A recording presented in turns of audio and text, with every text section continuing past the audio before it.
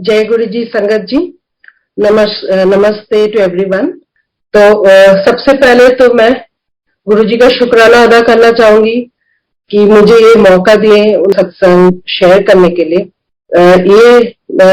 मैं पहले लोगों के घर में सत्संग शेयर की हूँ या अपने घर में सत्संग में शेयर की हूँ, बट सोशल मीडिया में ये मेरी पहली बार मैं सत्संग शेयर कर रही हूँ, तो आई एम वेरी नर्वस।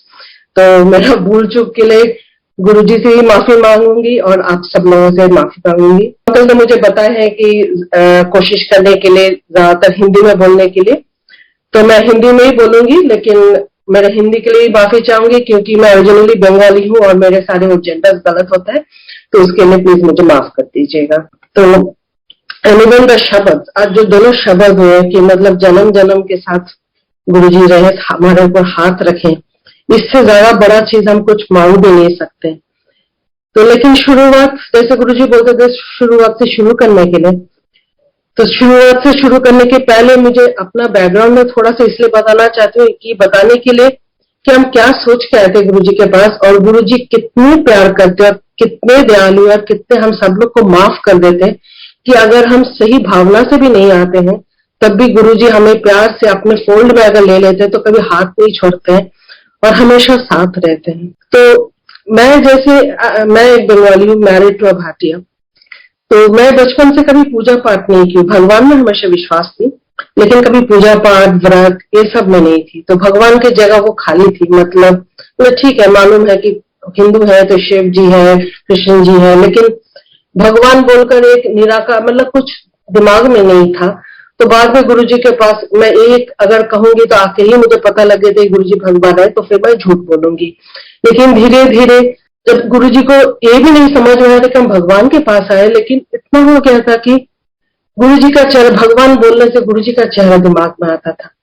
लेकिन शुरुआत ऐसे नहीं थी संगत जी, शुरुआत बस बहुत ही लाइटली मैंने लिया था, बहुत ही मजाकी इसमें लिया था।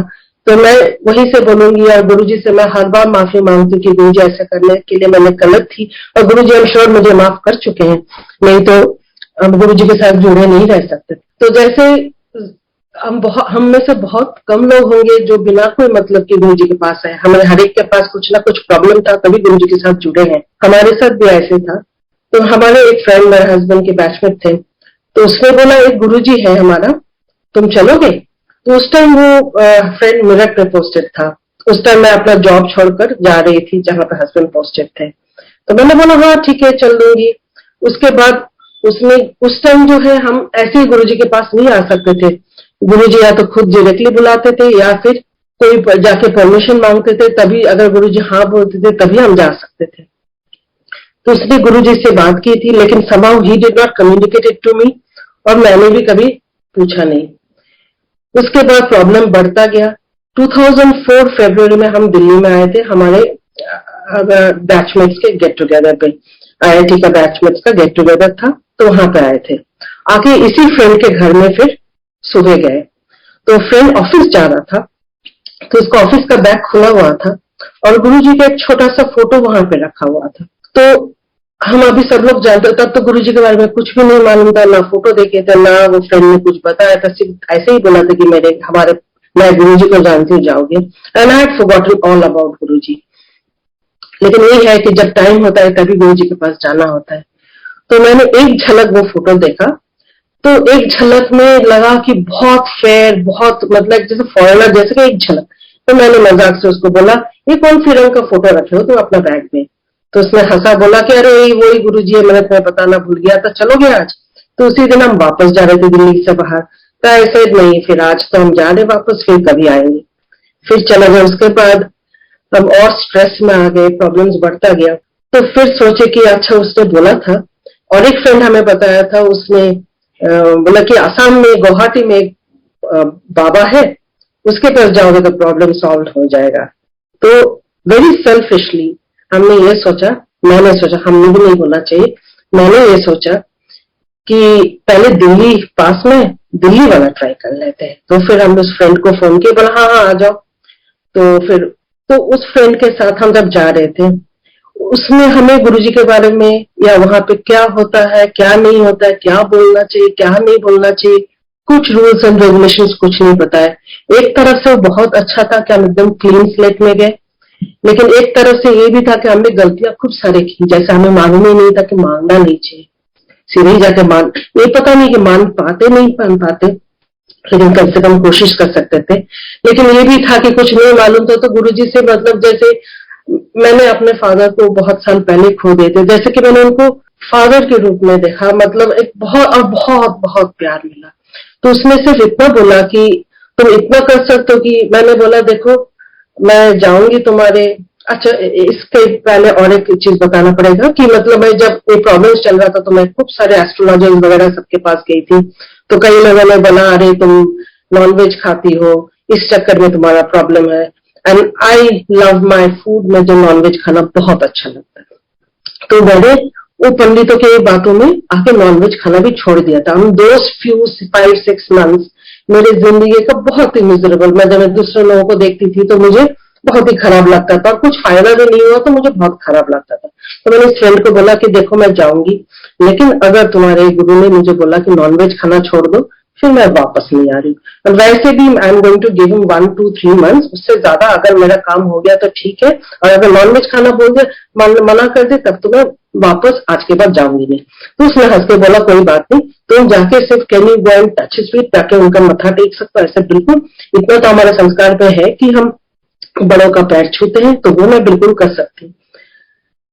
तो मुझे कुछ नहीं मालूम था कि कैसे है गुरु का, जैसे हमारा एक नॉर्मल दिमाग में होता है कि मतलब सैफरन पहने हुए हैं और प्रवचन दे रहे, लेकिन जब गुरु जी के पास पहुंचे it was a completely different माहौल। वहां पे मतलब elite of Delhi and all over India and some from बाहर से भी, मतलब beautiful people, all famous people, top bureaucrats, top army people, top politicians, सब होते थे। तो मैंने वहां पे गई एंड जाके मतलब थोड़ा सा सोचे कहाँ आ गए हम, लेकिन जैसे ही जाके गुरु जी का मैंने पैर छुआ, द फर्स्ट थिंग गुरु जी ने मुझे बोला, बंगालन है, हिलसा मच्छी खाती है। I was very happy. तो अभी भी कितना गलत सोच है, मैंने बोला चलो, मैंने फ्रेंड को मनी मन सोचा कि चलो ये पहला टेस्ट तो गुरुजी पास हो गए, तो मैंने नॉनवेज खाने के लिए तो मना नहीं किया। बट अब मैं क्या जानती कि मतलब गुरुजी बेसिकली भगवान है, ये तो पता ही नहीं था। तो बट गुरुजी ने बहुत प्यार से बात की, उन्होंने बोला कि कल फिर आना।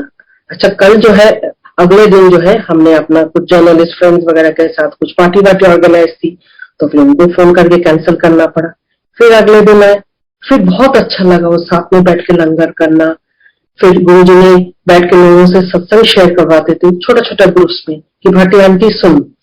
तो ऐसे कर करके हम आने लगे। दिन Guruji asked me to get an Om बनवाने के लिए सोने के 5.25 ग्राम की, और फिर वो हम बना के ले आए। और अब उस टाइम कोइंसिडेंस सोचे थे, लेकिन अब नहीं लगता कोइंसिडेंटली है।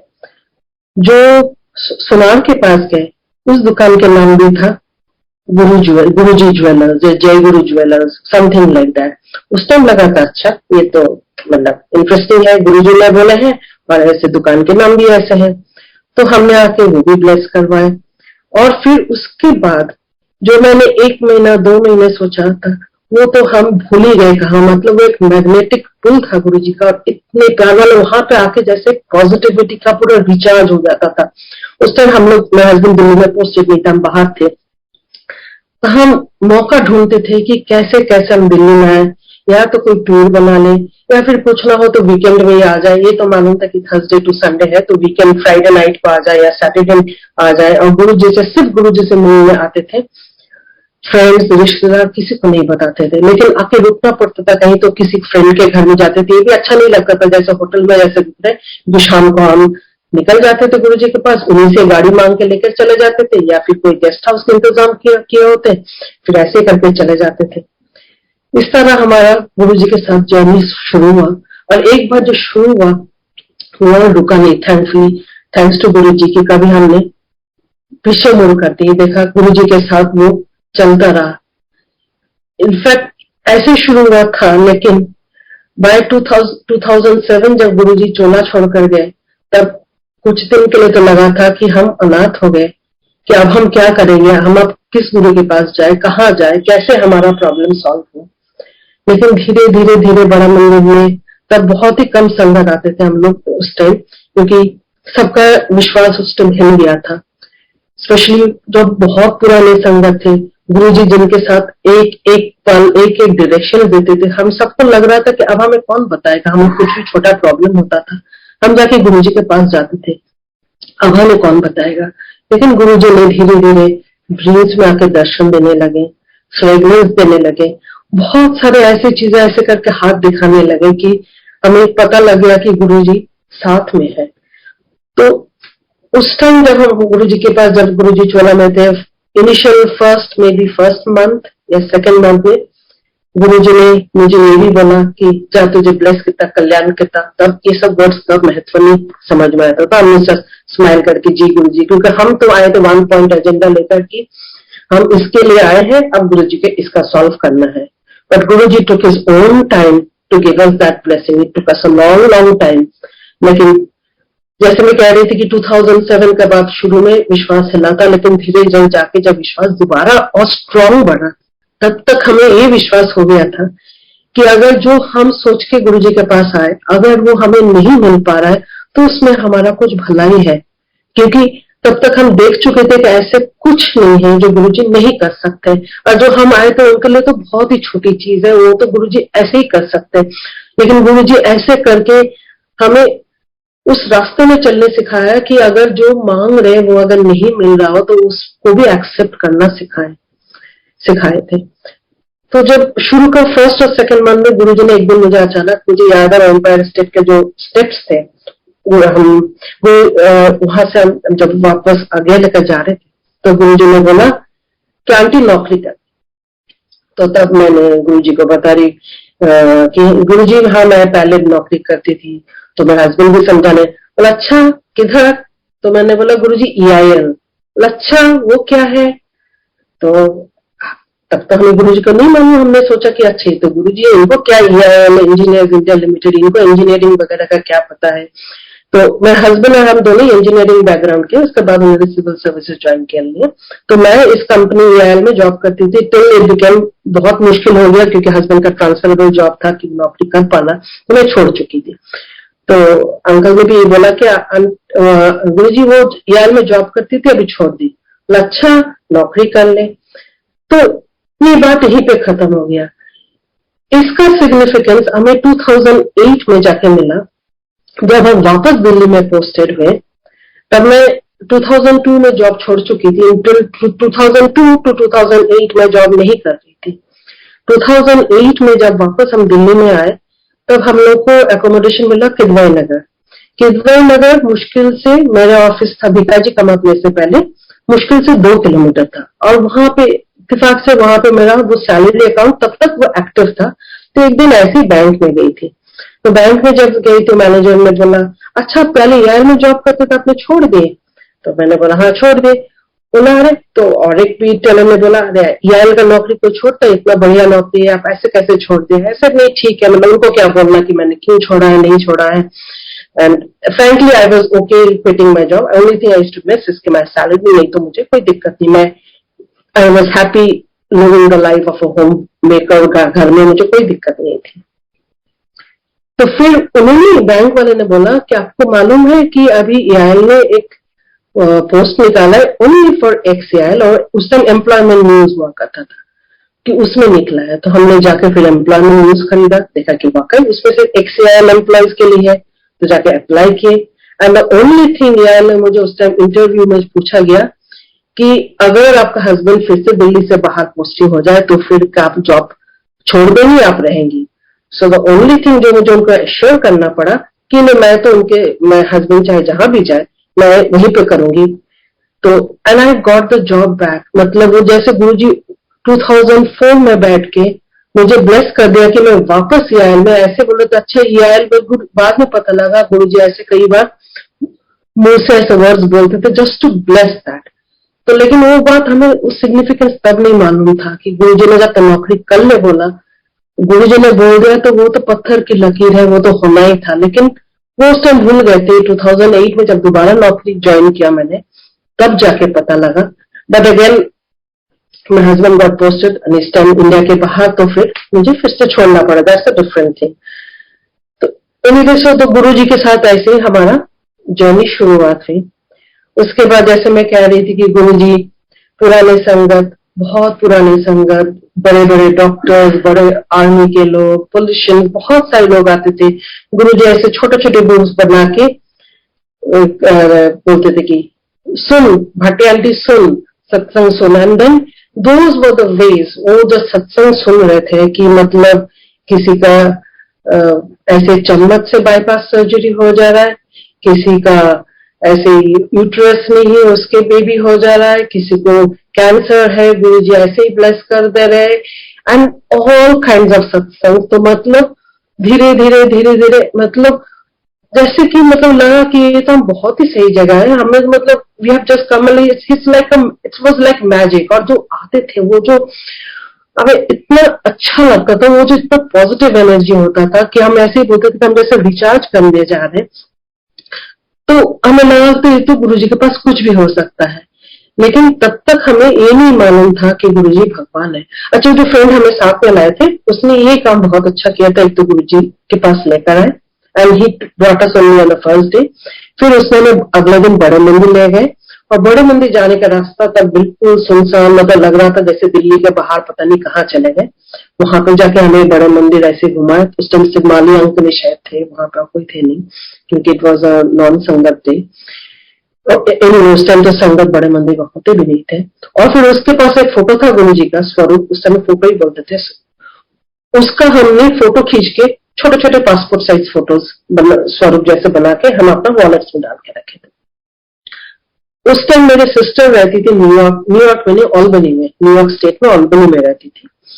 तो वहां पे हम जाने का प्लान किया। That was the first trip abroad.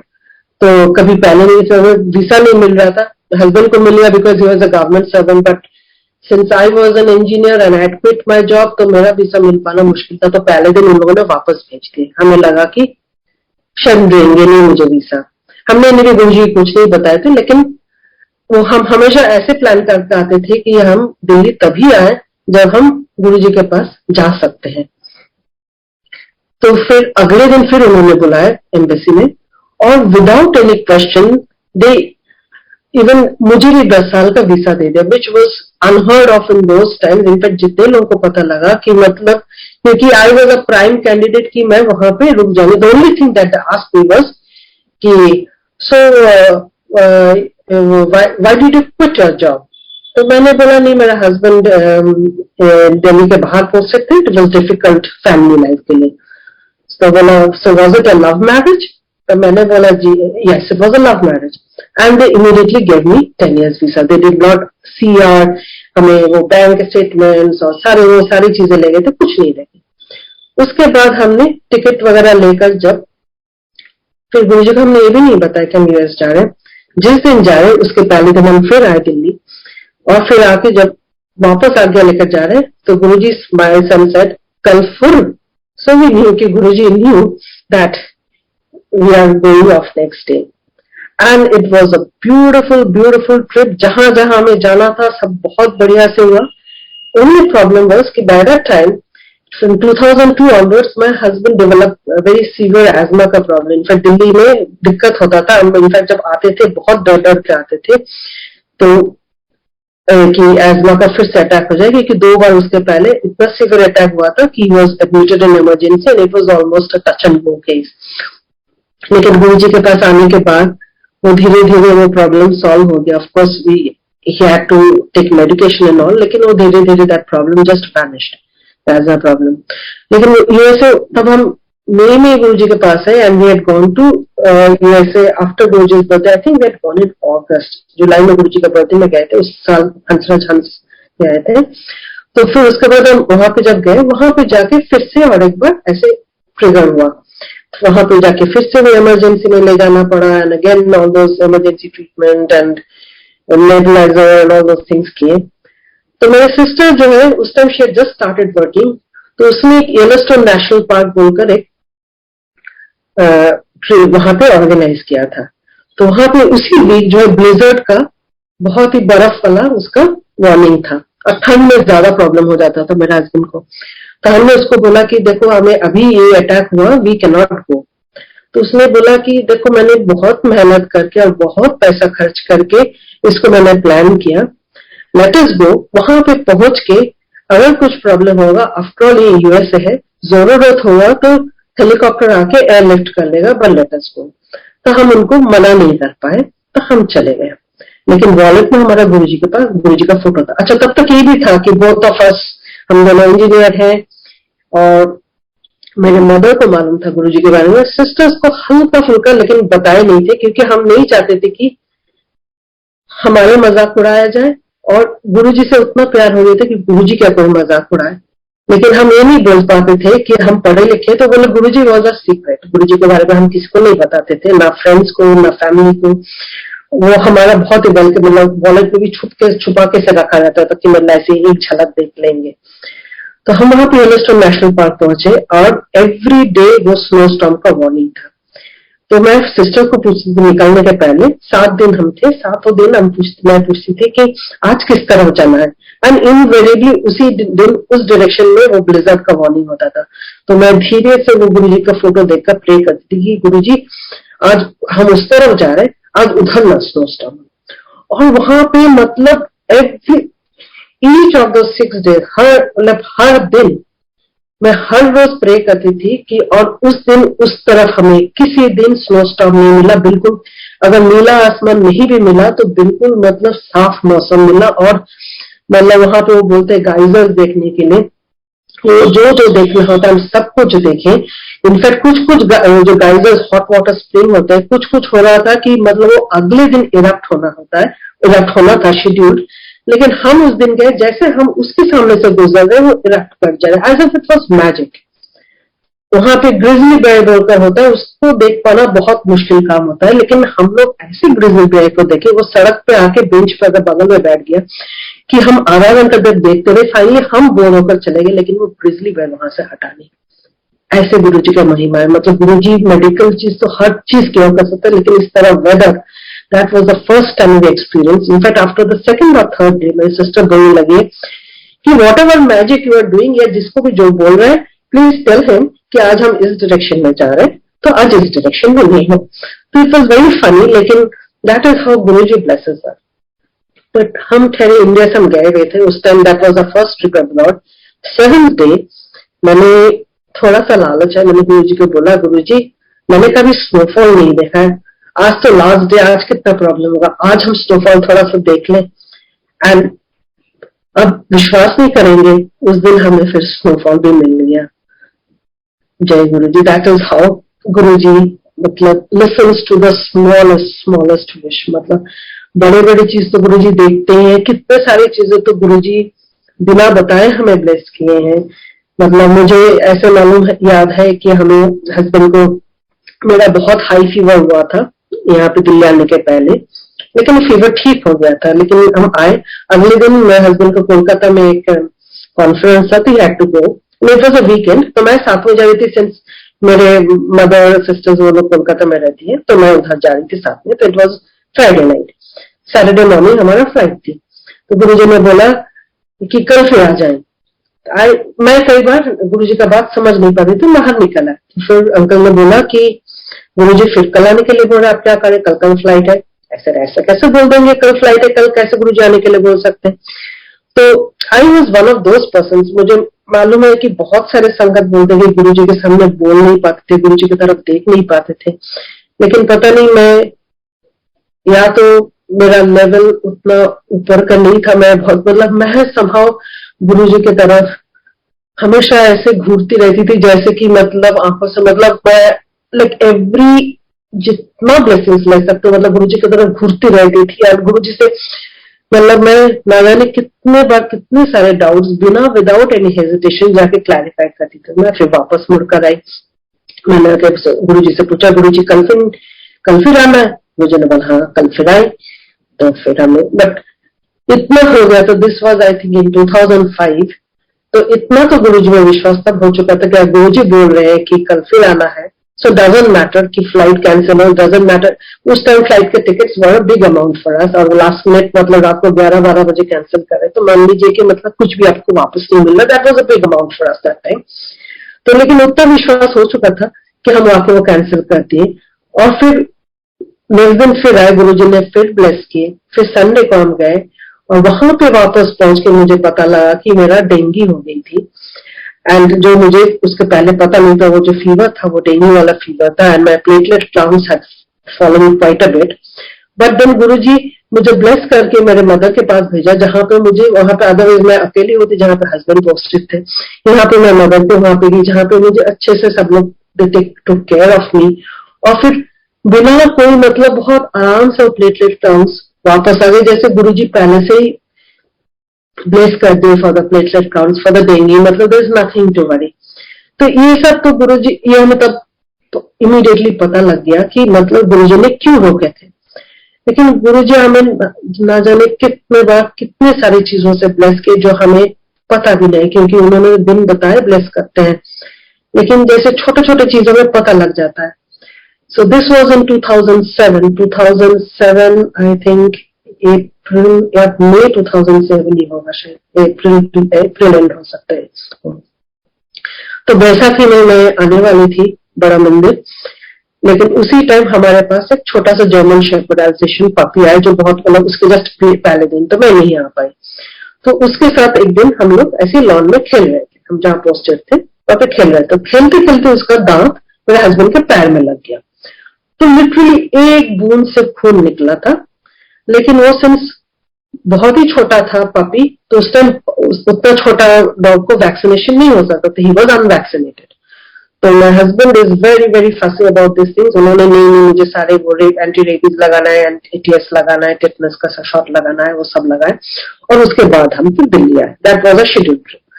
और टेटनस के इंजेक्शन के बाद, जैसे हम सबको मालूम है कि हाथ में कुछ दिन तक दर्द रहते, 2-4 दिन हम.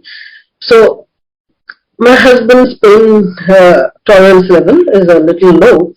So all the way to बड़ा मंदिर वो बोलते रहे कि मेरे हाथ पे दर्द. तो हम यूजुअली कोई फ्रेंड का गाड़ी बोरो करके जा रहे हैं, तो पूरे रास्ता कंप्लेन करते करते मेरे हाथ में बहुत दर्द हो रहा है, मैं ड्राइव नहीं कर पा रहा हूँ बहुत. तो ऐसे पूरे रास्ता ऐसे चलता था. उसके बाद हम जाके गुरु जी के पास गए, as you very beautiful langar किए. एंड वी वर इनवेरिएबली, हमेशा हम ऐसे खुशकिस्मत थे कि गुरुजी हमें देर रात तक जब भी हम जाते थे, गुरुजी हर बार चाहे बहुत ही छोटी सी चीज हो, लेकिन इंडिविजुअली हर बार गुरुजी ने हमसे बात की है. हर बार उन्होंने हमें लंगर के बाद देर रात तक रुकवा के रखे. कभी कभी कहीं बाहर होटल में ले गए, तो वो, और रात को फिर वो हलवा प्रसाद आना, फिर जैसे चाय प्रसाद है, फिर से लंगर. दोज वर मतलब वो हमारे मेमोरीज में बहुत ही मतलब very important part of our life. मतलब मैं नए संगत को जैसे बोलती हूँ, मतलब ये लोग बहुत लकी है कि गुरु जी को भगवान मान कर आए हैं, हम वो नहीं कर पाए. लेकिन ये जो हमारे छोटे मेमोरीज है, इसके लिए मैं गुरु जी के पास बहुत ही ग्रेटफुल हूँ कि मतलब हमें ये मेमोरीज जो है कि गुरु जी के साथ बैठना, रात को गुरु जी चेंज करके आते थे, ऐसे ही फ्लोर में हमारे साथ बैठ जाते थे, बगल में बैठ जाते थे, या कुछ बात करते थे, मजाक करते थे, कई बार किसी का टांग खींचते थे, हमारा भी खींचे हैं. मतलब it used to be so beautiful. तो इनमें लंगर करके आके हम फिर बैठे. गुरु जी तब तक गद्दी में बैठे हुए थे, ही हैड नॉट चेंज्ड. तो मैंने हस्बैंड से पूछा तुम्हारा दर्द कहाँ था? तो मेरा हस्बैंड जो है ऐसे अपना राइट आर्म का ऊपर वाला हिस्से में ऐसे हाथ से दिखा के बताते यहाँ पे था. मतलब लेकिन अब तो है नहीं. मैंने बोला गुरु जी के देखो. एंड गुरु जी उस वक्त एग्जैक्टली जिस पॉइंट पे मेरा हस्बैंड बोल रहे थे कि मेरा दर्द था, उस पॉइंट में बैठे बैठे अपना वहां पे रब कर दिया था, as if his arm was hurting. और उन्होंने एक छोटा सा टेटनस का इंजेक्शन दर्द भी अपने ऊपर ले ली. मतलब इससे ज्यादा मतलब क्या बताऊं, मतलब बड़े बड़े बीमारी तो गुरुजी अपने को लेती थी. मतलब इतना सा छोटी सी चीज जैसे मतलब एक टेटनस का इंजेक्शन का दर्द, जिसको लेकर मैं हम लोग कंप्लेन करते, जिसको मतलब वो तो कोई छोटे छोटे बच्चे भी झेल लेते, मतलब कोई बड़ी चीज नहीं थी. लेकिन गुरुजी इतना प्यार करते कि मतलब टेटनस के इंजेक्शन का दर्द भी गुरुजी अपने ऊपर ले लिए थे. तो फिर यूएस फिर उसके बाद गुरुजी का फ्रेग्रेंस वाला बात मैं बोलना चाहूंगी।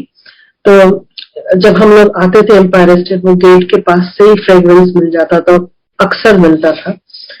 लेकिन लोग बोलते थे कि ये गुरुजी का फ्रेग्रेंस है, लेकिन ये हमें लगता था कि ठीक है, गुरुजी जहां बैठे हैं वहां पे है, अगल बगल है, मतलब इट वाज ब्यूटीफुल। इनफैक्ट वो कपड़े में भी लगा रहता था हम जब वापस जाते थे। तो 2004 में जब हम यूएसए गए, हम कई जगह जा रहे थे, तो हम डीसी गए थे, वॉशिंगटन डीसी। वहां पे एक मॉल में गए, खाली मॉल था।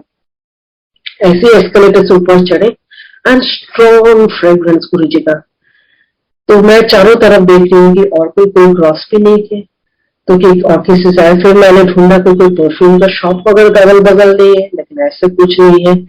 तो गुरुजी ऐसे, मतलब ना जाने इसके बाद गुरुजी ने, मतलब that was the first time हमें इतने दूर जाके मिला फ्रेग्रेंस। उसके बाद कई बार मिला है, लेकिन अभी भी हम बेवकूफ जैसे, अभी भी मैं एक फॉर सेकेंड डाउट करती हूँ, फॉर सेकेंड इधर उधर ढूंढती हूँ कि मतलब कहीं से और कहीं से तो नहीं आ रहा है। और कभी कभी गुरुजी डाउट क्लियर करने के लिए फ्रेग्रेंस का मतलब जैसे बढ़ता जाता है कि मतलब जस्ट टू से कि मतलब तुम लोग कितना बेवकूफ हो, दिस इज माय ब्लेसिंग। ऐसे ही और एक वेदर रिलेटेड और एक गुरुजी का है कि this was I think in 2005 अगस्त। तो ऐसे ही हम लोग फॉर सम डिफरेंट रीजन अच्छा नहीं लग रहा था, तो छुट्टी हम करना चाहते, कहाँ जाए। तो हमने, और तो अगस्त का महीना था, तो केरला में हमने सोचा घूमने जाने के लिए। मानसून में कोई नॉर्मली केरला जाते नहीं, लेकिन हम गए। तो फिर जैसे ही फिर से आज्ञा लेने गए, तो गुरुजी ने बोला जा ऐश कर। This was the first time Guruji said that in so many words. And तब हमें पता लगा कि जा ऐश कर में मतलब कितने पावर है। वो पूरा 6-7 दिन केरला का ट्रिप हमारा इतने बढ़िया रहा, मतलब मानसून के मौसम में गए, लेकिन हमें कहीं बारिश नहीं मिली बोलना गलत बात है। जैसे कि मान लीजिए हम मुन्नार गए, तो वहां पे ब्यूटीफुल हम सब घूमे। जैसे हम गाड़ी में बैठकर अगले डेस्टिनेशन में जा रहे, तब वहां पे बारिश होगी। एज इफ बारिश हमारे पीछे पीछे आ रही है, मतलब हम जहां पर घूम ले रहे, वो बढ़िया से घूम ले रहे, ब्यूटीफुल जगह। एंड उसके बाद जैसे ही वो जगह छोड़कर जाते हैं, वैसे वहां पे बारिश शुरू हो जाती है। गुरुजी ने और एक फिर हमें गुरुजी ने एक दिन अचानक बताया, this was I think in 2006, कि मैंने लोटा ब्लेस कर दी। मैंने बोला नहीं गुरुजी। तो गुरुजी ने बताया कि एक ऐसी तांबे का कॉपर का लोटा लाना है। तो अब कॉपर का लोटा धो धा के लेकर आए, गुरुजी से ब्लेस करवाए। तो गुरुजी ने वो लोटा के ऐसे लोटा के अंदर ऐसे देखकर अंकल का नाम पूछा, डेट ऑफ बर्थ पूछे, मेरा नाम पूछे, मेरा डेट ऑफ बर्थ पूछे। And then he just looked and then he smiled and said, अरे तू उससे बड़ी है। मैंने बोला जी Guruji. So I am older than my husband age wise. So but it was embarrassing because India में ऐसा कम ही होता है। उस टाइम 2004 वगैरह में थाउजेंड कॉमन, आजकल वैसे बहुत होते हैं। लेकिन Guruji never hesitated to declare all this things in front of everyone in the hall. शायद इसके लिए दूसरों के लिए इस मैसेज होगा। तो गुरुजी जोर जोर से बोले, ये देखो इससे बड़ी है, लेकिन इसमें कोई गलत चीज नहीं है। लड़की बड़ी हो सकती है लड़का से, इसमें कोई गलत बात नहीं है। बड़ी लड़की भी मतलब शादी के टाइम ये नहीं सोचना है, something to that effect. So I am just saying this because this may have some message for someone else. So although it's a very personal thing, लेकिन मैंने इसलिए इसको शेयर करती हूँ so that if someone is in doubt, ये गुरुजी का बोला हुआ है। फिर गुरुजी तो जैसे कभी ये तो कभी नहीं बोलते थे कि मैं भगवान हूँ, या फिर हमें हमारे आंखों के सामने, जैसे हम ज्यादातर पुराने संगत, सम ऑफ अस वर सम, कुछ लोग लकी थे जो गुरुजी का असली रूप उसी टाइम समझ गए थे, लेकिन ज्यादातर लोग हम जैसे थे जिन्होंने नहीं समझ पाए थे। लेकिन मुझे याद है this was this was again May 2007। मैं अकेली आई थी। तो जैसे हस्बैंड छुट्टी नहीं मिला, तो वो बोलते कि नहीं जाओ, ये प्रॉब्लम हो रहा है, तो गुरुजी से जाके रिचार्ज होकर आओ। तो मैं रिचार्ज होने आई थी दिल्ली। तो लंगर के बाद नीचे बैठे हुए थे, गुरुजी चेंज करके आए, मुझे आज तक याद है, पेल पिंक टी शर्ट और एक व्हाइट कलर का ट्राउजर्स, उस टाइप का pink only Guruji can carry off that shade of pink, nobody else can, such a beautiful shade. And Guruji इतने सुंदर लगते थे उसमें। गुरुजी नीचे बैठे हुए थे मेरे से मुश्किल से 2 हाथ 1 हाथ दूर, तो गुरुजी और किसी को बोल रहे थे। मैं बिल्कुल पंजाबी नहीं समझती थी गुरुजी के पास आने के पहले, लेकिन शब्द सुन सुनकर मैं थोड़ा बहुत पंजाबी समझने लगी हूँ। और गुरुजी के साथ आज तक मेरा कनेक्शन थ्रू शब्द होता है, मतलब शब्द के थ्रू मुझे बहुत सारा आंसर्स मिलता है, और शब्द ही मेरा गुरुजी के साथ कनेक्शन है। मैं और किसी में मेरा उतना कनेक्शन नहीं हो पाता जितना शब्द में होता है। तो मेरा टूटा फूटा पंजाबी में मैंने इतना समझ पाया, गुरुजी ने बोला कि गुरुजी ने बोले कि रब यहाँ बैठे हैं, इन्होंने फायदा उठा, मतलब समथिंग टू दिस इफेक्ट कि मतलब भगवान इधर बैठे हैं, उनका फायदा उठाओ, मेक यूज ऑफ हिम। लेकिन हम बेवकूफ थे, हम छोटे छोटे चीजों के लेकर, मतलब ये प्रॉब्लम हो गया, वो प्रॉब्लम हो गया, ये हेल्थ प्रॉब्लम हो गया, यहाँ जाना है, या फिर ये प्रमोशन, या ये बॉस ने ऐसे बोला, मतलब we never really asked for the real thing, जो गुरुजी के शरण में जुड़े रहने के लिए। लेकिन that is the biggest prayer that we can ask for. तो ये गुरुजी का खुद का मुंह से मैंने सुना था। उस टाइम गुरुजी ने और भी चीजें बोले थे, जैसे समटाइम्स ही यूज्ड टू से कि फलाने का ऐसे होगा, एंड इट वाज लाइक भविष्यवाणी, मतलब all those things, current events, and Guruji had said it beforehand. I don't want to say the names because they are important figures है, लेकिन गुरुजी ऐसे बोलते तो मतलब उस टाइम इलेक्शन वगैरह होना था कुछ, तो ऑलरेडी जैसा मालूम था वी न्यू कैसे होना है, क्योंकि तब तक तो ये मालूम था कि अगर गुरुजी ऐसे कह रहे मतलब वो तो होना ही है, there is no doubt about it. वो आज होना है, कल होना है। जैसे मैंने अपना जॉब के लिए बोला कि 2004 में बोला, मैंने जॉब 2008 में मिला, बट वो होना ही है। तो उसके बाद गुरुजी चोला छोड़ने के बाद, of course it was a huge shock for all of us. मतलब हम सोचे थे कि मतलब हम तो आएंगे, हम बुढ़े हो जाएंगे, हमारे बच्चे आएंगे, हमारे बच्चे को बच्चे भी शायद आएंगे, मतलब ये कभी नहीं सोचे थे कि गुरुजी इतना यंग एज में मतलब चले जाएंगे। And it felt so unfair कि मतलब इतना यंग एज में और इतना जल्दी क्यों, मतलब गुरुजी का, मतलब जब हम बड़े मंदिर में आए और जिस दिन गुरुजी का वहां पे क्रिमेशन हुआ, मतलब दो ज्यादा, मतलब वो सीन्स भूल भी नहीं सकते। लेकिन उस दिन भी हमें बाद में दिखाई दिया फोटोज में कि गुरुजी क्रिमेशन के वहां से धुआं से भी जैसे गुरुजी ब्लेस कर रहे थे। फिर धीरे धीरे हम बड़े मंदिर आने लगे। नहीं, उसके पहले मैं बोलना चाहूंगी, उसके बाद हम डुगरी गए थे भोग के लिए। तो क्रिमेशन के दिन हस्बैंड और हम दोनों आए थे, लेकिन फिर उसके बाद जल्दी जल्दी इतना छुट्टी हस्बैंड को नहीं मिल सकता था, he was again posted outside Delhi. तो मैं सिर्फ गई थी, तो मैं वरुण अंकल के साथ गई थी, उनके गाड़ी में, उनके साथ डुगरी में। So on the way he shared lots and lots of satsangs, Guruji का बचपन वाला सत्संग, जो मैं उसके पहले गुरुजी का कोई क्लासमेट या टीचर से मैं पहले सुनी हूँ एम्पायर स्टेट में वो सत्संग, लेकिन वरुण अंकल से मुझे बहुत सारे सत्संग सुनने को मिला जो मैंने पहले नहीं सुना था। तो भोग वहां पे ऑफ कोर्स इट वाज, बहुत गर्मी थी, और उस टाइम तो कैसे हम लोग सब लोग जैसे ट्रांस में, जब वो सब करके तब वापस आ रहे हैं, वापस आके जब मैं जहाँ हस्बैंड पोस्टेड थे वहां पे जा रही, तो मैं फोन में आई वॉज शेयरिंग, मैं ये सारे सत्संग मेरे हस्बैंड को ओवर फोन बता रही हूँ। उस टाइम मेरा हस्बैंड अंकल जो है अपना ऑफिस में बैठे हुए, ऑफिस के कमरे में कोई नहीं है, अकेले हैं, सिर्फ एक ग्लास पानी है, और वो उस पानी से गुरुजी का fragrance, that was the first time Guruji का चोला छोड़ने के बाद हमें गुरुजी का फ्रेग्रेंस मिला। And so far away from Delhi, and Guruji तो तब तक इस दुनिया में चोला छोड़ चुके थे। सो मतलब धीरे धीरे मतलब लगा, अच्छा दैट, इसका मतलब कुछ है, गुरुजी है। सो गुरुजी ऐसे फिर हम बड़े मंदिर आने लगे, तो गुरुजी ऐसे बहुत सारे दर्शन दे गुरुजी उस टाइम हम सब लोग को, मतलब जैसे वो ऊपर का शिवलिंग जो है वो कई बार ऐसे सूखा मौसम है और वो पूरा गीला हो जाता था, कहीं बारिश नहीं है, कुछ नहीं है, सिर्फ शिवलिंग जो है वो गीला हो जा रहा है। और फिर तब तक हम लोग मतलब इतनी हमें आदत पड़ चुकी थी, जैसे मतलब मैजिक जैसे, मतलब हमें बहुत अच्छा लगता था। वी यूज्ड टू थैंक गुरुजी, शुक्राना करते थे, लेकिन कभी सरप्राइज नहीं लगता था ये कैसे हो गया, क्योंकि तब लगता था अच्छा यार ये तो हो ही सकता है, मतलब वो वहां पे होना या जगह जगह ओम दिखना या पेड़ पे या झूला में गुरुजी का दर्शन होना, या झूला के पीछे अभी जो झूला है उसके पीछे शीशा में गुरुजी का दर्शन होना। तो मतलब सो गुरुजी वाज ट्राइंग, मतलब क्योंकि हम तो बेवकूफ है ना, हम प्रूफ मांगते रहते। प्रूफ कैसे मांगते रहते? मतलब मैं अपना केस ही बता सकती हूँ। मतलब जब बड़े मंदिर उस टाइम जाते थे 2007 वगैरह में, मैं अभी बोलने में शर्म आता है, लेकिन ये गुरुजी अगर आप वाकई है तो आज ये शब्द बजना चाहिए, एंड वाकई वो शब्द बजता था।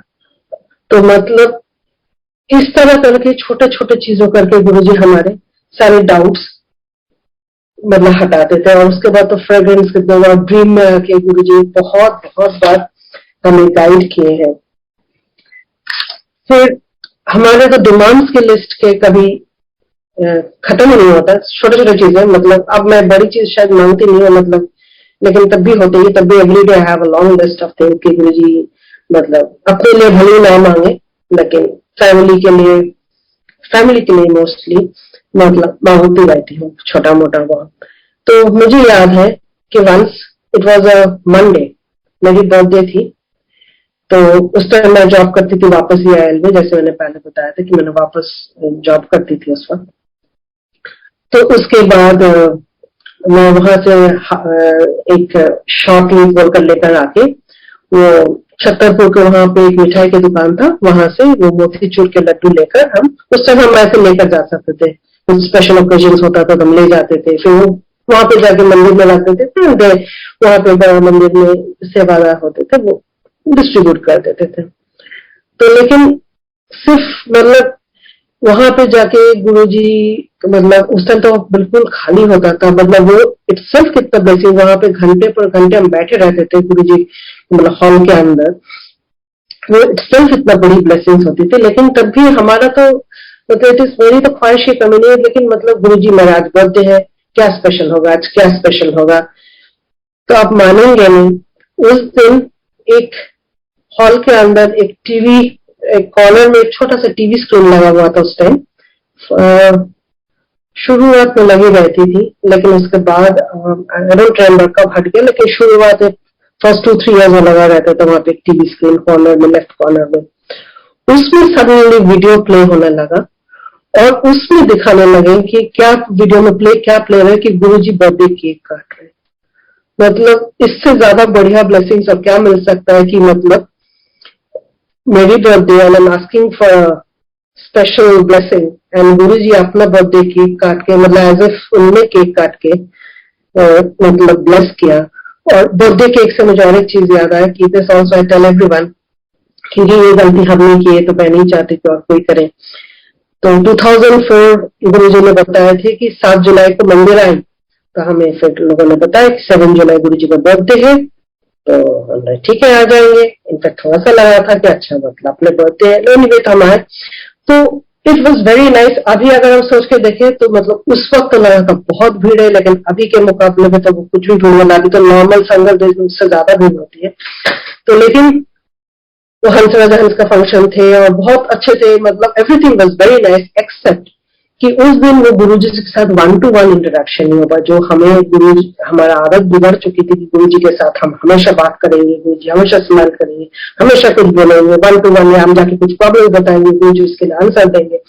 उस दिन ऑफकोर्स उतना भीड़, मतलब गुरुजी एकदम स्माइल हो सकता किए हैं, लेकिन 1-to-1 बात नहीं होता। तो वो बहुत उस टाइम हमें बहुत लगा था, बहुत ज्यादा लाउड म्यूजिक, मतलब वो उतना मजा नहीं आया था जितना एम्पायर स्टेट में। और प्लस गर्मियों का दिन है, एम्पायर स्टेट में इट वाज क्वाइट, मतलब सब लोग जाके जस्ट चुपचाप बैठे हैं, कोई हल्ला नहीं, कोई शोर शराबा नहीं है, कोई प्रवचन नहीं, इट्स वेरी ब्यूटीफुल। तो अगले साल हमने किए कि वी बिकम वेरी स्मार्ट, तो हम 7 जुलाई को नहीं आए। I think it was a Wednesday, I have not check the calendar, लेकिन मोस्ट प्रोबेबली वेडनेसडे रहा होगा या थर्सडे रहा होगा। हम 8 जुलाई को दिल्ली आए और फिर आके हम स्मार्टली चले गए एम्पायर स्टेट। तो जाके जैसे ही मत्था टेके, गुरुजी ने बोला कल आई थी, तो मैंने बोला नहीं गुरुजी कल नहीं आए थे। तो गुरुजी से that was the only time Guruji kind review भी नहीं बोले, प्यार से ही बोले थे, लेकिन दैट वाज ओनली टाइम जब गुरुजी ने बोले कि आना चाहिए था, वो स्पेशल ब्लेसिंग्स होती हैं। तो तब से आज तक मैंने कभी नहीं मिस किया, चाहे जहां भी हो, कि मतलब अगर इंडिया में अगर बाहर गए हो, अगर उस टाइम इंडिया में आ पा रहे हो, तो आई ऑलवेज मेक श्योर कि 7 जुलाई कि हम जरूर बड़ा मंदिर जाए। मतलब ऐसे हुआ है कि मैं एयरपोर्ट से सीधा आके मंदिर गई हूँ, लेकिन वो गुरुजी का वो कान में बजता रहता है कि आना चाहिए था। तो this I would like to tell sangat की, मतलब बड़े फंक्शंस में गुरु जी का स्पेशल ब्लेसिंग्स और होती है, तो उस दिन अगर हम जा सके तो बहुत अच्छा है। अंकल मेरे पास क्या और टाइम है क्या? जी आंटी, अगर आप चाहें तो आप और सत्संग शेयर कर सकते हैं। तो मैं और एक छोटा सा सत्संग शेयर करके आज के लिए विराम लूंगी। So this is again after Guruji चोला छोड़ने के बाद। तो अंकल, मुझे तो गुरुजी सिर्फ फ्रेग्रेंस या ड्रीम में दर्शन नहीं देते, और मुझे अदरवाइज जैसे कई लोगों को गुरुजी के स्वरूप में दर्शन मिलते हैं या शिव जी का मूर्ति में दर्शन मिलते हैं, मुझे नहीं मिलता है। लेकिन मेरे हस्बैंड को कई बार ऐसे मिलते हैं स्वरूप में या शिव जी की मूर्ति में। तो ऐसे हुआ कि एक बार गुरु जी का जितने स्वरूप है, गुरु जी का शिव जी का मूर्ति में, बाहर जो फाउंटेन में शिव जी का मूर्ति, हर जगह उनको लगने लगा जैसे गुरु जी रो रहे हैं, मतलब very sad face and he is crying. In fact जो गुरु जी ने हमें लोटा ब्लेस किए थे, उसमें भी अंदर जैसे मैं जो इसको धोती थी उसमें रेड रेड हो जा रहा था। तो अंकल ने बोला कि जो गुरु जी का एक फोटो है, स्वरूप है विक्टिम जनगणना पीछे, जिसमें गुरु जी बहुत बहुत ही ज्यादा स्माइल कर रहे, वो वाला स्वरूप में अंकल, वो वाला स्वरूप में भी अंकल को, उस टाइम वो मंदिर में अंदर होता था, उसमें भी अंकल को दिखता था कि जैसे गुरु जी रो रहे हैं। तो उनको लगा कि कुछ प्रॉब्लम होने लगा, और उस टाइम मैं तो उन्होंने बोला कि ऐसे करते हैं कि मुझे लग रहा है कुछ प्रॉब्लम होने वाला है, मैं एक लाइफ इंश्योरेंस ले लेती हूँ ताकि अगर मुझे कुछ हो जाए तो you will be taken care of. तो मैंने बोला नहीं, आई डोंट थिंक कुछ ऐसा होने वाला है। तो उसके बाद हम एलटीसी लेकर हम लोग गैंगटॉक घूमने गए। गैंगटॉक में हमारे एक बैचमेट वहां पे पोस्टेड थे, तो वहां पे घूमने गए। तो वहां पे गैंगटॉक से इंडिया चाइना का बॉर्डर में एक जगह है नाथुला पास, तो वहां पे ऑपोजिट साइड में चाइनीज सोल्जर होते हैं, इधर इंडियन सोल्जर होते हैं, और ऊपर जाके है काफी। तो अभी मुझे एग्जैक्टली याद है, लेकिन वो शायद 1.5 घंटे का रास्ता होगा गैंगटॉक से। तो हमारा ये प्लान था कि हम सुबह जाएंगे, वापस लंच तक आ जाएंगे गैंगटॉक, और रात को उस फ्रेंड के घर में डिनर था। तो हम चले गए बढ़िया से, कि बीच में लेक है, लेक का नाम अभी भूल गई हूँ मैं, बीच में जो लेक आता है वो सब रुक के फोटो वोटो खींच के, फिर हम जैसे ही नाथुला पास जा रहे, बहुत सीवियर स्नो स्टॉर्म होने लगा, बहुत बर्फ है, तो बर्फ हो रहा है तो उसमें मजा भी आने लगा है कि मतलब हेवी स्नोफॉल हो रहा है, बहुत अच्छा लगा। लेकिन हम वहां पे जाके वो चाइनीज सोल्जर्स वगैरह वो सब भी मजे वगैरह करके, लेकिन वापस से में हमें बहुत प्रॉब्लम हुआ, बिकॉज कि वो जो कितने बर्फ हुआ, वो तो बर्फ इतना जम गया, उसके ऊपर से सामने कुछ आर्मी का, वो क्योंकि वहां पे आर्मी का बड़ा बेस है, तो आर्मी का वो हेवी ट्रक चला गया। जैसे भी ट्रक चला गया, वो सॉफ्ट स्नो जो है एकदम हार्ड बर्फ जैसे, स्लिपरी आइस जैसे बन गया। तो उसके बाद से और कोई गाड़ी, और तब भी वो स्नो स्टॉर्म चल रहा है तो गाड़ी नहीं चल पा रही।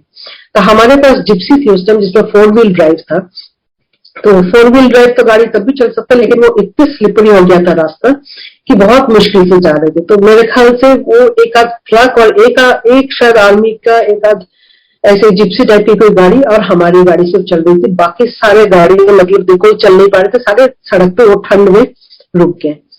तो ऐसा हम चल रहे, तो उसके बाद इतनी स्लिपरी था कि रास्ता में वो गाड़ी स्किप कर रहे थे, और इट वॉज वेरी स्टीप, और जैसे इंडिया के पहाड़ में होता है कि वो मतलब गोल गोल, मतलब बहुत शार्प टर्न्स है, तो शार्प टर्न्स में जब ब्रेक लगाते हैं वो गाड़ी और स्किड कर जाते हैं। तो बहुत मुश्किल से जा रहे थे, तो फिर बीच में मेरे हस्बैंड ने ऐसे बोला कि ऐसे करो, तुम गाड़ी से उतर जाओ, मैं इसको गाइड करती हूँ। इसके पीछे हमारा थोड़ा सेल्फिश इंटरेस्ट था, क्योंकि वो गाड़ी इतना स्किड कर रहा था, and it was a very sharp turn. हमने सेल्फिशली सोचा कि अगर चलो गाड़ी अगर स्किड कर जाए तो कम से कम वी आर आउटसाइड, जो बहुत ही गलत चीज थी कि हमें नहीं सोचना चाहिए था ऐसे। लेकिन जैसे ही हम उतरे और फिर उतर के मैं एक कदम चलने लगी तो मैंने देखा बहुत स्लिपरी है। तो मैंने हस्बैंड को बोला कि बहुत स्लिपरी है, ध्यान से। और बोलते ही बोलते मैं खुद गिर गई। गिर के बहुत हाथ के बल पे मैंने गिरा और बहुत हाथ पे दर्द हुआ। लेकिन उसी वक्त हमने रियलाइज किया कि हमने गलत किया, ऐसा हमें नहीं करना चाहिए था। I should have been there in the car. मैं हस्बैंड डायरेक्ट कर सकते हैं, लेकिन मुझे गाड़ी में होना चाहिए। तो ये गलत बात है कि हम अपने लाइफ का सोचकर हम गाड़ी छोड़कर चले जा रहे हैं। तो उसके बाद हम गाड़ी से जा रहे हैं और जहां जहां जरूरत पड़े वहां पे हस्बैंड उतर के दिखा रहे हैं। फिर तब तक अंधेरा हो गया था। हम सुबह जो लंच में आने वाले थे, ये रात को 8-9 बज चुका है, क्योंकि वो धीरे धीरे वो 1.5 घंटे का रास्ता, मतलब 8-9 घंटा लग गए। फिर एक बहुत ज्यादा शार्प टर्न है, वहां पे हमारे सामने एक ट्रक जा रहा था। फॉर अ सेकेंड लगा कि वो ट्रक नीचे चली गई, मतलब इतनी डीप खाई है और इतनी स्लिपरी है। तो हस्बैंड बोला कि 1 मिनट रुको, मैं उतर के बता दो कब ब्रेक लगाना है, ताकि आराम से गाड़ी निकल सकते हैं। तो जैसे ही उतरे, ऐसे लगा जैसे कि पहाड़ के नीचे से कोई एक आदमी आके खड़े हो गए। कहाँ से आए कुछ नहीं पता, और उन्होंने आके मतलब जैसे कि गाइड कर रहे हैं। और फिर वो बहुत ही मुश्किल टर्न था। वो हमने टर्न वो गाड़ी ले लिया वो सक्सेसफुली। उसके बाद वो जो आदमी पहाड़ से वो फिर जैसे थिन एयर में वैनिश कर गए। बाद में हमें समझ में आया कि मतलब ये गुरुजी छोड़कर और कोई नहीं थे, हमें गाइड करने के लिए आए थे जब हम अपना सेल्फिश इंटरेस्ट छोड़कर गए थे। और that was the most difficult turn. फिर हम उसके बाद धीरे धीरे करके गैंगटॉक पहुंच गए। गैंगटॉक पहुंच के ऑफकोर्स वो फ्रेंड को बताया तो सीधा वो इमरजेंसी में हॉस्पिटल गए। तो एक्सरे करके देखा गया कि मेरा हाथ टूट गया। तो उन्होंने जो भी उनका वहां पे फैसिलिटीज था तो उन्होंने प्लास्टर कर दिया। एंड सडनली जैसे हम निकलने वाले थे हॉस्पिटल से, one of the doctors turn करके बोलते हैं आप दिल्ली जाके दोबारा दिखा देना। तो दैट वाज वेरी अनयूजुअल कि डॉक्टर ने आके मतलब इमरजेंसी में वो ऑर्थोपेडिक आए और फिर आके प्लास्टर किए और उसके बाद ऐसे क्यों बोले। एनीवे अगले दिन हमारा फ्लाइट हम दिल्ली आ गए। तो दिल्ली आके वो डॉक्टर ने बोला था, तो पहले हमने स्पाइनल इंजरी सेंटर में कोशिश की क्योंकि मेरे कंपनी का वहां पे वो पैनल था, लेकिन वहां पे अपॉइंटमेंट नहीं मिला। फिर हमने देखा ऑर्थोपेडिक में और क्या पैनल है, तो एक हॉस्पिटल निकला। उस टाइम हम उस हॉस्पिटल का नाम नहीं जानते थे, रॉकलैंड हॉस्पिटल। अब शायद उसका नाम बदल के कुछ मेडिया हॉस्पिटल है कुछ है, उस टाइम रॉकलैंड हॉस्पिटल नाम से जाना था कुतुब इंस्टीट्यूशनल एरिया में। तो हमें फिर वहां पे अपॉइंटमेंट मिल गया था, हम चले गए। तो वो जो गुरुजी का रोने वाला था, मतलब पहले तो वहां पे ये एक्सीडेंट हुआ। फिर उसके बाद अब हॉस्पिटल में husband is usually a very good driver and he does, मतलब एक्सीडेंट वगैरह नहीं होता है। लेकिन उस दिन जैसे हम हॉस्पिटल में टर्न करने के लिए लेफ्ट टर्न करने वाला, अचानक एक ऑटो आई और एकदम जोर से धक्का मारा कि वो डोर पूरा पिचक गया, पूरा ग्लास पूरा मतलब सिर्फ जो सन फिल्म की वजह से जो शीशा एकदम चूर चूर हो गया था, लेकिन उसके बाद वो गिरा नहीं बिकॉज वो सन फिल्म प्रोटेक्शन फिल्म की वजह से रुका हुआ था। फिर हम वहां पे पहुंचे। वहां पहुंच के पता लगा कि हम सोच रहे थे ऐसे ही कोई हॉस्पिटल पहुंच गए, लेकिन ये पता लगा कि वहां पे जो ऑर्थोपेडिक का हेड है वो एम्स का हेड रह चुके हैं, ऑर्थोपेडिक के डॉक्टर पी.के. दावे। And I was in the best possible hands. और उन्होंने वहां पे डॉक्टर ने देखकर एक्सरे करके बोला कि उन्होंने वहां पे गैंगटॉक में हाथ कलर जोड़ दिया था, so it has to be, वो सर्जरी करके उसको तोड़ के दोबारा जोड़ना है। And that's probably the reason कि वहां पे उन्होंने जाते वक्त बोला कि एज एफ मतलब उनको उनसे किसी ने बोला है कि मतलब दोबारा दिल्ली जाके दिखा देना। तो वहां पे दिखा के फिर हम आए। एंड 1 जनवरी को उन्होंने सर्जरी का डेट किया, डॉक्टर दावे ने खुद किया वो सर्जरी। एंड 31 दिसंबर, क्योंकि वो बड़े फंक्शंस में गुरुजी ने बोले थे तो हमें जाना ही था, तो अगले दिन सुबह मेरा सर्जरी है। जब उसके पहले एनेस्थेशिया के लिए आपको खाना नहीं होता है आफ्टर सर्टेन टाइम।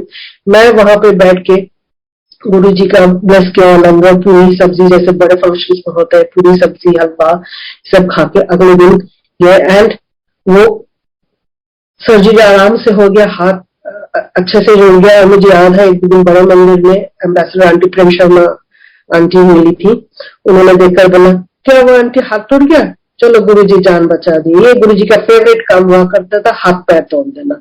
क्योंकि जब भी गुरुजी का जान बचाना होता था, गुरुजी ऐसे हाथ पैर तोड़ के हाथ पैर तोड़ आराम से जुड़ जाते। सो कहती कि मेरे अंकल को तो कितने बार ऐसे कर चुके। सो मतलब इवन जो थोड़ा बहुत डाउट था कि मतलब गुरुजी ने शायद और कुछ चीज मेरे हाथ के ऊपर से निकाल दिया, मतलब even that was clear. And जब से हम गैंगटॉक में वापस आए, ऑल द स्वरूप्स, जितने जितने स्वरूप्स मेरे हस्बैंड को दिख रहा था कि मतलब रो रहे हैं, all the swaroops were back to the usual smiling thing, मतलब वो सारे दुख जैसे कहीं चले गए। मतलब गुरुजी हमें अभी भी गाइड करते रहते हैं, एंड गुरुजी का मतलब वो बड़े, जैसे बोलते हैं कि बड़े चीज उन्होंने छोटे चीज के ऊपर निकाल दिया, कहा जान मतलब सेकंड लाइफ दे दिए एक सिर्फ हाथ को तोड़कर। तो मतलब ओनली थिंग जैसे बोलते कि मतलब गुरुजी हमें अपना शरण में रखे हमेशा, और रास्ता दिखाए, और अगर हम कोई गलत चीज मांग रहे हैं तो वो हमें ना दे, लेकिन सही रास्ता पे नहीं चल दे, लेकिन हमेशा अपने साथ जोड़कर रखे। जय गुरुजी।